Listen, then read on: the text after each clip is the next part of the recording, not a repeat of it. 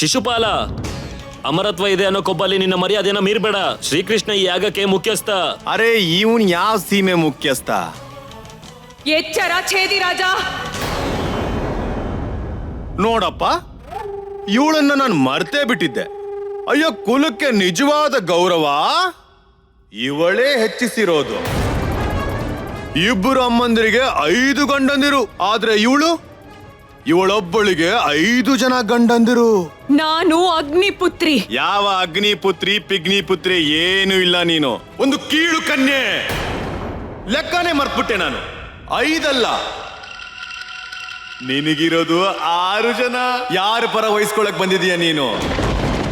ಆ ಕಪಟಿ ಕೃಷ್ಣನ ಅವನ್ ಪರ ವಹಿಸ್ಕೊಳಕ್ ಬಂದಿದ್ಯಾ ನೀನು? ಅದೇನದು ಗೆಳೆಯ ಗೆಳತಿ ಗೆಳೆಯ ಗೆಳತಿ ಎಲ್ಲ ಗೊತ್ತಿದೆ ನನ್ಗೆ. ಹಾಗೆ ಇಡೀ ಭಾರತಕ್ಕೆ ಗೊತ್ತು ಏನ್ ನಾಟಕ ನಡೀತಾ ಇದೆ ನಿಮ್ಮಿಬ್ಬರ ಮಧ್ಯೆ. ಹಾಗಿದ್ರು ಏನ್ ವ್ಯತ್ಯಾಸ ಆಗುತ್ತೆ? 5 ಏನು 6 ಏನು 7 ಏನು? ಶಿಶುಪಾಲ, ಏನ್ ಮಾತಾಡ್ತಾ ಇದೀಯ ನೀನು? ನೋಡ್ಕೊಳ್ಳಿ, ಗುಂಪಾಗಿ ಬಂದಿರೋ 5 ಶ್ವಾನಗಳನ್ನ ಒಬ್ರೇ ಹೀಗೆಲ್ಲ ಪ್ರಚೋದಿಸ್ತೀರಾ? ಅಭ್ಯಾಸದ ಪ್ರಕಾರ ಇದು ಸರಿನೇ. ಆದ್ರೆ ಯಾವ ಕೃಷ್ಣನಿಗೆ ಗೌರವ ಕೊಡ್ತಾ ಇದ್ದೀರೋ ಅದು ಮೊದಲು ಸಿಂಹಾಸನದ ಮೇಲೆ ಕೂರೋದಕ್ಕೆ ಒಬ್ಬಳು ಕೀಳು ಹೆಣ್ಣು ಮತ್ತೆ ಅವಳು 5 ನಾಲಾಯಕ ಗಂಡಂದಿರು.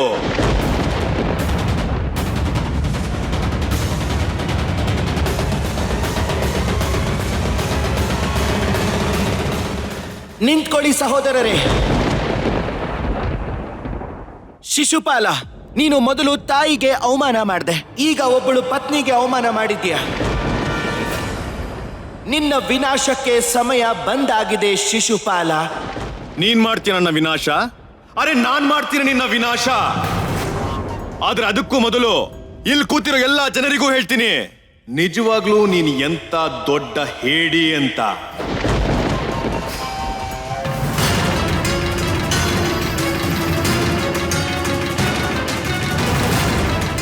ಏನು ದಿವ್ಯ ಗಿವ್ಯ ಅಲ್ಲ ಇವನು. ಮೋಸ್ಗಾರ, ಢೋಂಗಿ, ಬೆಣ್ಣೆ ಕದಿಯೋನು, ಕಳ್ಳ ಇವನು. ಮಡಿಕೆ ಒಡೆಯೋನು, ಉಡಾಳ. ಯಾವಾಗ ಹೆಣ್ಮಕ್ಳು ರಾತ್ರಿ ಸ್ನಾನ ಮಾಡ್ತಾರೋ ಅವರ ಬಟ್ಟೆ ಕದಿಯೋನ್ ನೀನು. 3 ಕಾಸಿನ ಗೊಲ್ಲ ನೀನು. ರಾತ್ರಿ ಹೊತ್ತು ಒಬ್ಬನೇ ಹುಡುಗಿರ ಜೊತೆ ಸೇರ್ಕೊಂಡು ರಾಸಲೀಲೆ ಆಡೋ ಇವನು ಕಾಮುಕ. ಇವನು ಯುದ್ಧದಿಂದ ಓಡಿ ಹೋಗೋ ರಣ ಹೇಡಿ ಇವನು. ಕಂಸ ಮತ್ತೆ ಜರಾಸಂಧನ ಮೋಸದಿಂದ ಸಾಯಿಸಿದವನಲ್ವಾ ನೀನು ಮೋಸಗಾರ. 16,000 ಹೆಂಡತಿಯರು ಇವನಿಗೆ. ಆದ್ರೂ ಇವನಿಗೆ ರಾಧಾನೇ ಬೇಕು.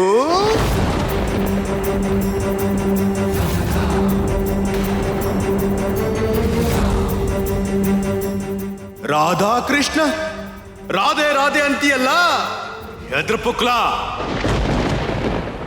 ಅಂತಿಮ ಅವಕಾಶ ಶಿಶುಪಾಲ, ಸುಮ್ನಾಗು, ಹಾಗೆ ಕ್ಷಮೆ ಕೇಳು. ಬರೀ ನನಗ್ ಮಾತ್ರ ಅಲ್ಲ, ಕುಂತಿ ಅತ್ತೆಗೆ, ದೇವಿ ದ್ರೌಪದಿಗೆ, ಹಾಗೆ ಪವಿತ್ರ ರಾಧಾಗೂ ಕ್ಷಮೆ ಕೇಳು ಇದೇ ಕ್ಷಣ. ನೋಡಿದ್ರ ನೀವೆಲ್ಲ, ರಾಧಾ ಅನ್ನೋ ಹೆಸರಿನ ತುಪ್ಪ ಬಿದ್ದ ತಕ್ಷಣ ಕೃಷ್ಣನ ಕೋಪಾಗ್ನಿ ಹೇಗೆದ್ಬಿಡ್ತು.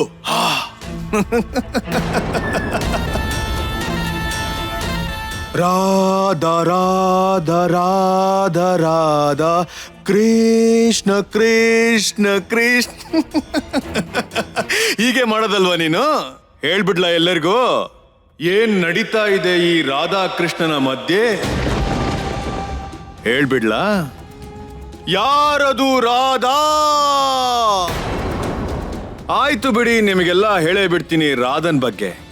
ಸುಂದರವಾದ ಗೊಲ್ಲತ್ತಿ, ಅದ್ಭುತ ರೂಪ, ಮಾಗಿರೋಳು. ಆದರೆ ಇವನು ಆ ಗೊಲ್ಲತ್ತಿನೂ ಬಿಡ್ಲಿಲ್ಲ. ಆದ್ರೂ ಇನ್ನೊಂದು ವಿಷಯ ಇದೆ. ಹೆಂಗಸ್ರ ಮೇಲೆ ಜಾದೂ ಮಾಡೋದ್ ಗೊತ್ತಿದೆ ಇವನಿಗೆ. ಅರೆ ನಮಗೂ ಹೇಳ್ಕೊಡಿಪ್ಪ, ಹೇಗ್ ಮಾಡ್ತೀರಾ ಇದೆಲ್ಲ ಅಂತ ನಾವು ಸ್ವಲ್ಪ ಅನುಭವಿಸ್ತೀವಿ.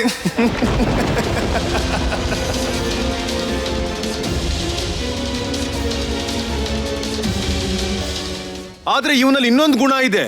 ಇವನ ಒಂದು ಸನ್ನೆಗೆ ರಾಧಾ ಓಡಿ ಓಡಿ ಬಂದ್ಬಿಡ್ತಾಳೆ.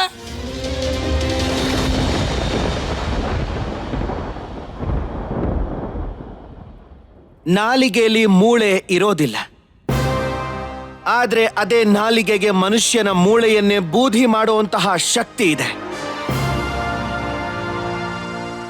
ನೀನೇನಾದ್ರೂ ಈಗ ಸುಮ್ಮನಾಗದೆ ಇದ್ರೆ ನಾಲಿಗೆ ಜೊತೆಗೆ ನಿನ್ನ ತಲೆನೂ ಕತ್ತರಿಸ್ ಹೋಗುತ್ತೆ ಶಿಶುಪಾಲ.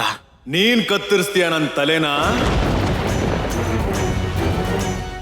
ನಾನೇ ನಿನ್ನ ಅಂತ್ಯ ಮಾಡ್ತೀನಿ.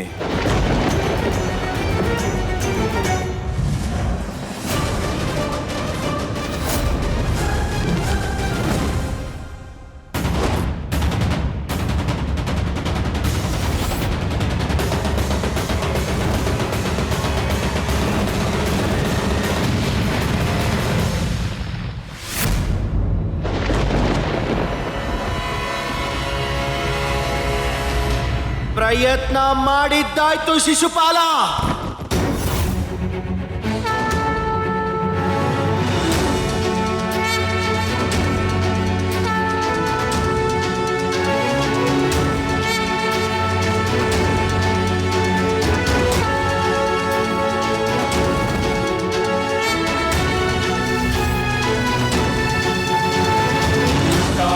हन्त्रे च विश्वरक्षण हेतवे दर्शनार्थ-रूपाय विष्णवे ते नमो नमः।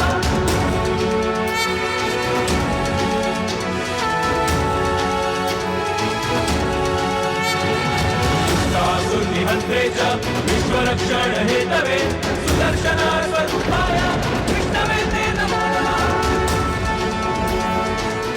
ನೀನಿವತ್ತು ಒಬ್ಬ ತಾಯಿಗೆ ಅವಮಾನ ಮಾಡಿದ್ಯಾ. ತಾಯಿ ಒಂದು ಪರಿವಾರಕ್ಕೆ ಆಧಾರ ಆಗಿರ್ತಾಳೆ. ಒಬ್ಬಳು ಪತ್ನಿಗೆ ಅವಮಾನ ಮಾಡಿದೀಯಾ, ಅವಳು ಸ್ವತಃ ಪವಿತ್ರತೆಯ ಅವತಾರ. ಇವತ್ತು ರಾಧಾಗೆ ಅವಮಾನ ಮಾಡಿದೀಯಾ. ರಾಧಾ ಅವಳು ಈ ಜಗತ್ತಿಗೆ ಆಧಾರ, ಪವಿತ್ರ ಪ್ರೀತಿಯ ಪ್ರತಿರೂಪ ಅವಳು. ಇವತ್ತು ಇಷ್ಟೆಲ್ಲ ಮಾಡಿ ಶಿಶುಪಾಲ, ನೀನು ನಿನ್ನ ಅಂತ್ಯಕ್ಕೆ ಆಹ್ವಾನ ಕೊಟ್ಟಿದ್ಯಾ.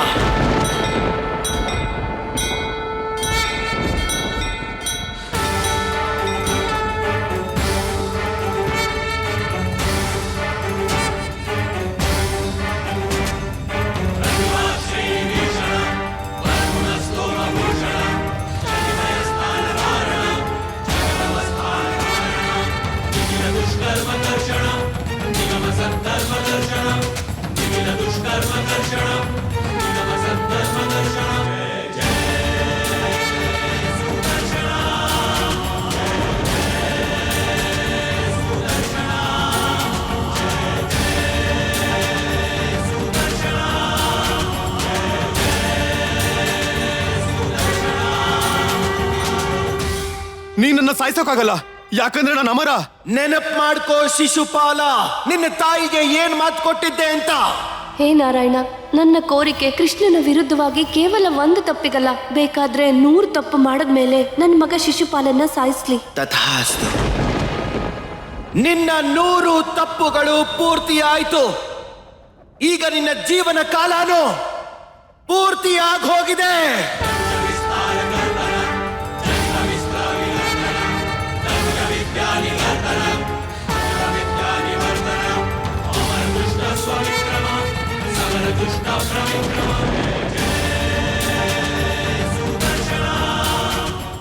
ಕ್ಷಮಿಸ್ಬಿಡಿ ಮಾಧವ.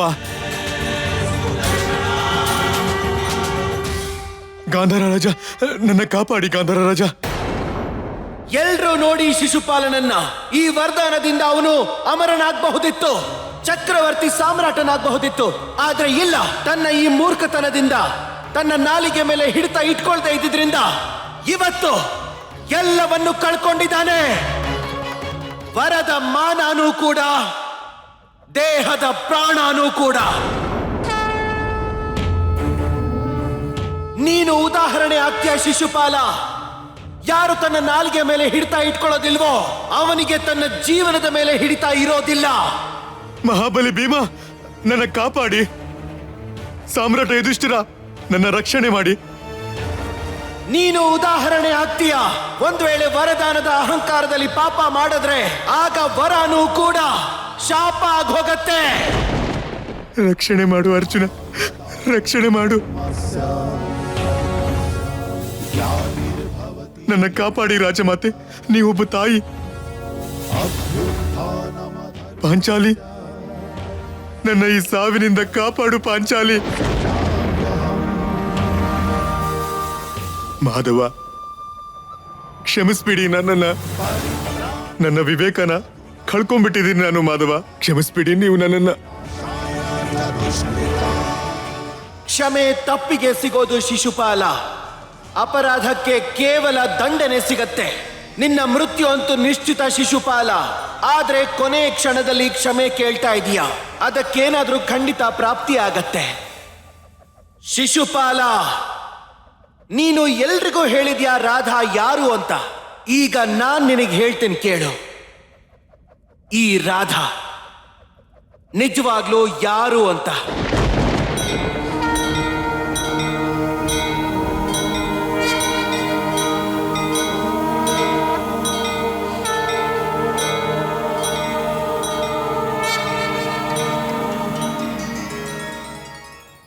ಕ್ಷಮೆ ತಪ್ಪಿಗೆ ಸಿಗೋದು ಶಿಶುಪಾಲ. ಅಪರಾಧಕ್ಕೆ ಕೇವಲ ದಂಡನೆ ಸಿಗತ್ತೆ. ನಿನ್ನ ಮೃತ್ಯು ಅಂತೂ ನಿಶ್ಚಿತ ಶಿಶುಪಾಲ. ಆದ್ರೆ ಕೊನೆ ಕ್ಷಣದಲ್ಲಿ ಕ್ಷಮೆ ಕೇಳ್ತಾ ಇದೀಯ, ಅದಕ್ಕೇನಾದ್ರೂ ಖಂಡಿತ ಪ್ರಾಪ್ತಿ ಆಗತ್ತೆ. ಶಿಶುಪಾಲ, ನೀನು ಎಲ್ರಿಗೂ ಹೇಳಿದ್ಯಾ ರಾಧಾ ಯಾರು ಅಂತ. ಈಗ ನಾನ್ ನಿನಗೆ ಹೇಳ್ತೀನಿ ಕೇಳು. ಈ ರಾಧಾ ನಿಜವಾಗ್ಲೂ ಯಾರು ಅಂತ.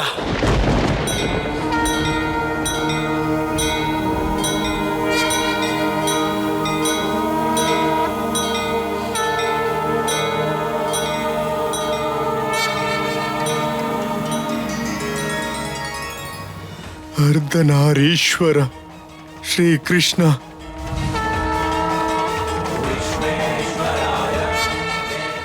ಅರ್ಧನಾರೀಶ್ವರ ಅಲ್ಲ, ಕೃಷ್ಣೇಶ್ವರ ರಾಧಾ. ರಾಧೇಶ್ವರ ಕೃಷ್ಣ, ಹಾಗೆ ಕೃಷ್ಣೇಶ್ವರಿ ರಾಧಾ.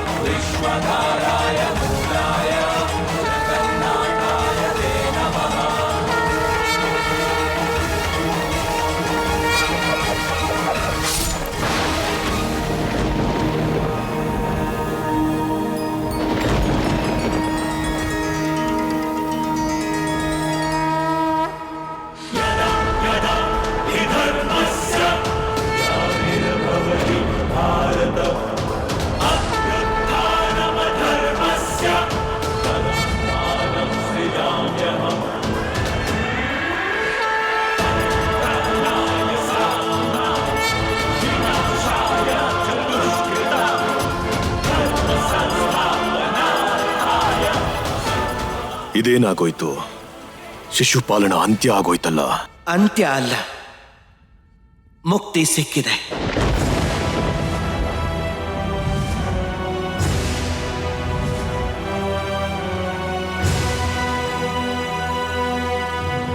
ಈ ಯಾಗಕ್ಕೆ ಭಂಗ ಆಗಿದೆ. ಒಬ್ಬ ಅತಿಥಿ ಅಂತ್ಯ ಆಗಿದೆ ಇಲ್ಲಿ. ಈ ಯಾಗ ಮಾತ್ರ ಏನು, ಈ ಸಭೆ, ಈ ಭೂಮಿ ಎಲ್ಲ ಅಪವಿತ್ರ ಆಗೋಗಿದೆ. ಇನ್ನು ಇಲ್ಲಿ ಯಾರು ನಿಲ್ಲೋದಿಲ್ಲ. ಯಾರು ಹೇಳಿದ್ದು ಈ ಸ್ಥಳ ಅಪವಿತ್ರವಾದ್ದು ಅಂತ? ಅಪರಾಧಿಗೆ ದಂಡನೆ ಕೊಡೋದಕ್ಕೆ ಪ್ರತಿಯೊಂದು ಸ್ಥಳನೂ ಸರಿಯಾದ ಸ್ಥಳನೇ ಆಗಿರುತ್ತೆ.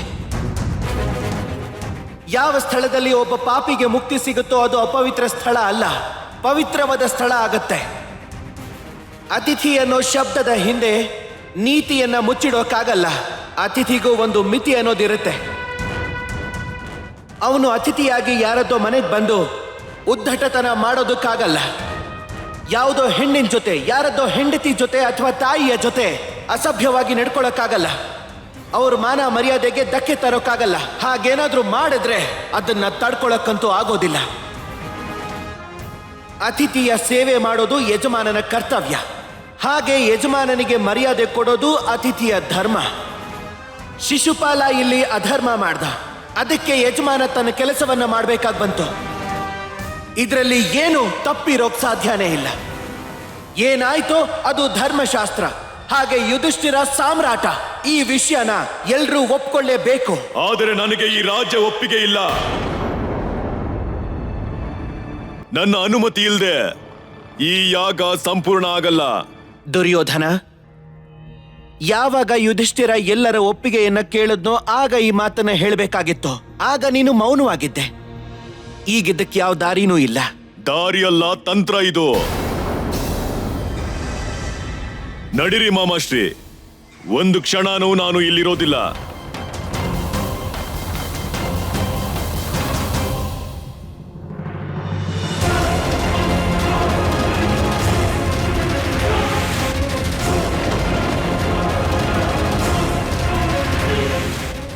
ನಡಿರಿ ಮಾಮಾಶ್ರೀ, ಒಂದು ಕ್ಷಣನೂ ನಾನು ಇಲ್ಲಿರೋದಿಲ್ಲ.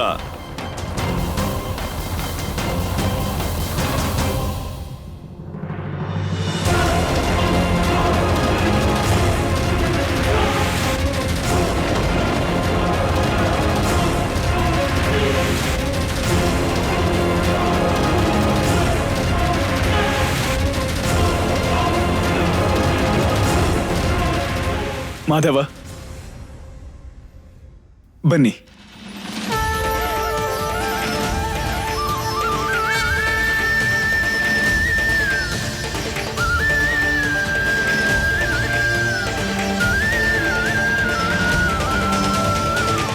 ಸಾಮ್ರಾಟ ಯುಧಿಷ್ಠರಿಗೆ, ಸಾಮ್ರಾಟ ಯುಧಿಷ್ಠರಿಗೆ, ಸಾಮ್ರಾಟ ಯುಧಿಷ್ಠರಿಗೆ, ಸಾಮ್ರಾಟ ಯುಧಿಷ್ಠರಿಗೆ. ಎಲ್ಲ ಸರಿ ಹೋಯ್ತು ಕೃಷ್ಣ. ಆದ್ರೆ ಯಾರಿಗೂ ಕಾಣ್ತಿಲ್ವಾ ನಿನ್ ಕೈಯಿಂದ ಹೀಗ್ ರಕ್ತ ಸುರಿತಿರೋದು? ಯಾರೂ ಇಲ್ವಾ ನಿನ್ನ ಗಾಯಕ್ಕೆ ಔಷಧಿ ಹಾಕೋರು, ಒಂದೊಳ್ಳೆ ಬಟ್ಟೆ ಕಟ್ಟೋರು?